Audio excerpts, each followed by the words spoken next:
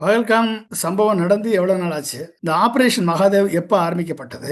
ஏதாவது பொது வழியில தகவல் இருக்கா?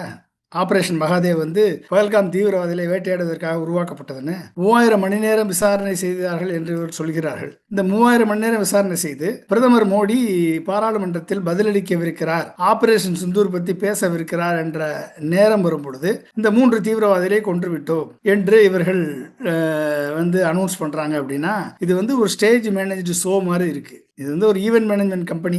இவங்க ஒரு ஈவெண்ட்டை நடத்துறாங்க, அந்த ஈவெண்ட்டுக்கு பதில் ஈவெண்ட்டை நடத்துறாங்க, அவ்வளவுதான். இதுல வந்து இந்த கொல்லப்பட்ட தீவிரவாதிகள் தான் பகல்காமல் தாக்குதலில் ஈடுபட்டார்கள் என்று இனிமேல் நிரூபிக்கப்பட வேண்டும். என்ன வந்து அதுக்குரிய எவிடன்சஸ் எல்லாம் எடுத்து அவருடைய இதெல்லாம் பார்த்துலாம் நிரூபிக்கப்படணும். ஒன்று, மோடி பேச போறாருன்னு உடனே ஆபரேஷன் மகாதேவ்ன்ற ஒரு பேர் வந்து இப்பதான் நம்ம கேள்விப்படுறோம். ஆபரேஷன் மகாதேவ்னு அது 3000 மணி நேரம் விசாரணை பண்ணிருக்காங்க. இவ்வளவு நாள் என்ன பண்ணாங்கன்னு தெரியல.